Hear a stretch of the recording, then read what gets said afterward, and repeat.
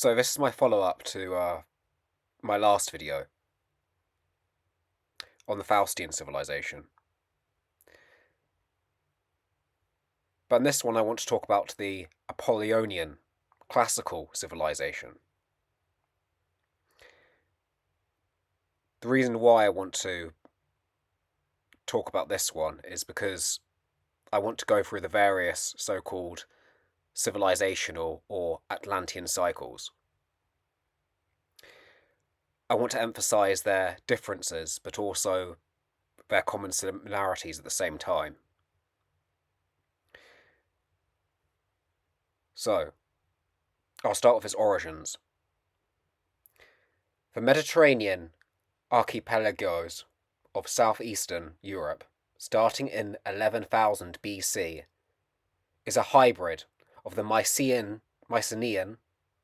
and Minoan cultures of the same region, with a strong Indo-European influence. Its architectural influence for its Doric temples comes from the beautiful coasts of the archipelagos itself.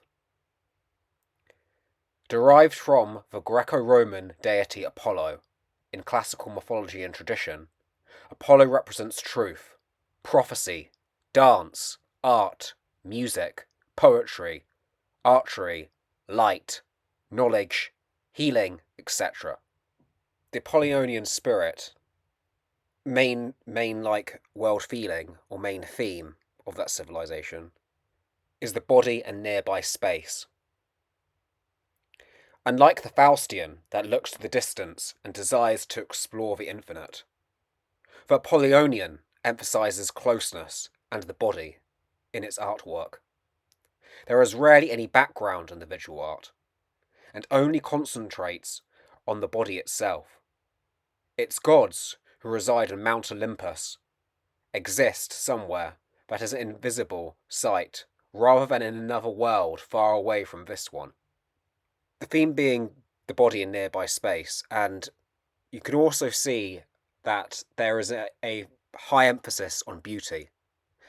And this is because the ancient Greeks, they saw everything that was beautiful as good and virtuous. Now, some people may see that as misleading and naive in a sense, and maybe it is. But we need to ask ourselves, maybe that does create a very beautiful civilization.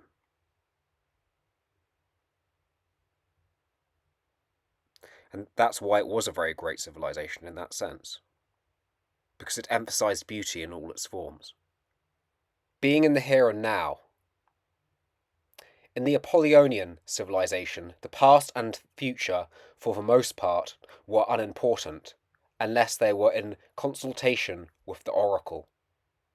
There was not much of an awareness of the past, as they did not write down the histories in a linear fashion. The past was commonly forgotten, as living the myth itself was part of their everyday lives. So, there was almost like a ahistorical world, and it was more that they actually lived the myth in present time, constantly.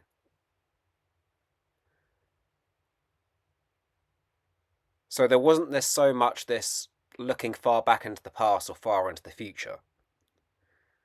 They did not record all historical accounts down. Yes, there was literacy. But in its early phases, of course, literacy was more the writing of the various epics and mythology in itself. The literacy was meant to be more eternal and present, rather than recording every single date down into every single minute, year, millennia, month, day, second. Poetry to philosophy. In the spring phase of the Apollonian civilization, there was the Iliad and the Odyssey by Homer, a consciousness of poetry, myth, feeling, and emotion.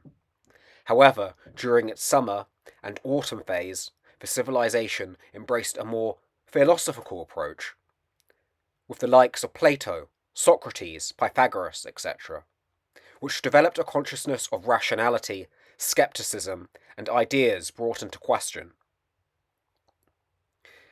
So, like I said before, and I've emphasized in the last video I did actually, that the civilizations, they have their spring, summer, autumn, and winter. And in that spring, it's a more irrational time. It's a more new God feeling. It is what appeals to more the emotions than reason. And that can only be expressed fully through poetry, art, and myth. While when it's summer and autumn phase, when the civilization is already built up and there's time to reflect upon it, things are brought into question. Reason and rationality start to more dominate. And you have the likes of the great classical philosophers, Plato, Socrates, Pythagoras, etc. Plato, who questioned what is the essence of the divine, of divine source, where does it come from? He asks those questions. While Socrates is more about bringing things into reason, into argumentation, into skepticism.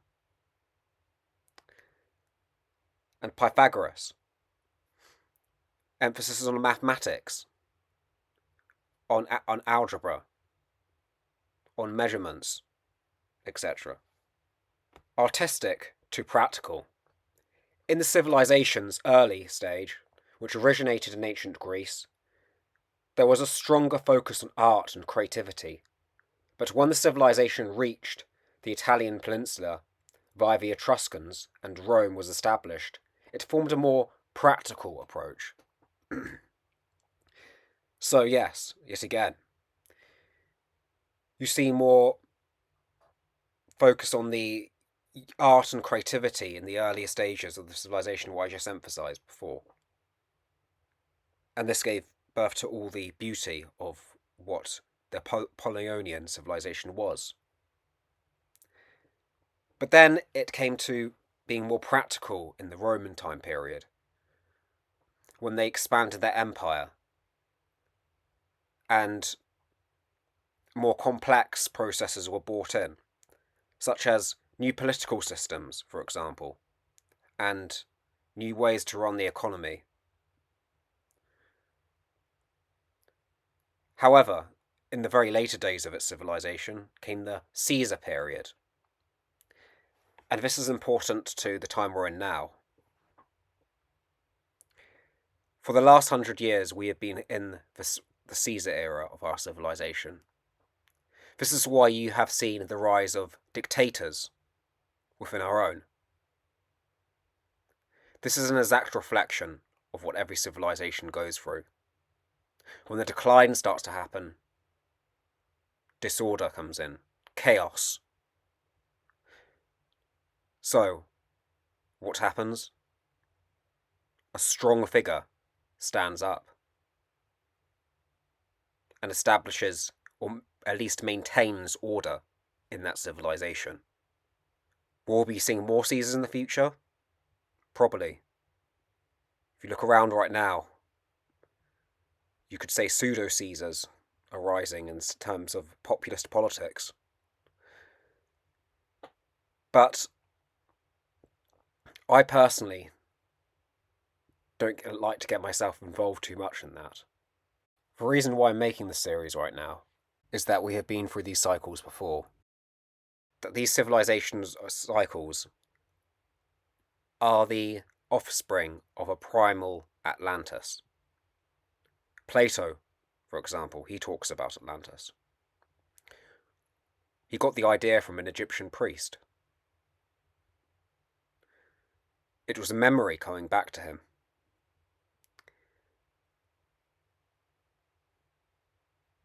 But it seems to be every one of the Atlantean cycles, every civilizational cycle, takes on this similar process, and it has the very similar outcome. If in future generations we are going to go into another cycle, do we want to go back onto another Atlantean cycle?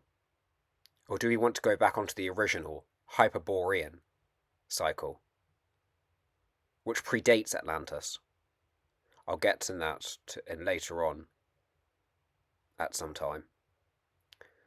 But for now, I just want people to reflect on what I have emphasised and said.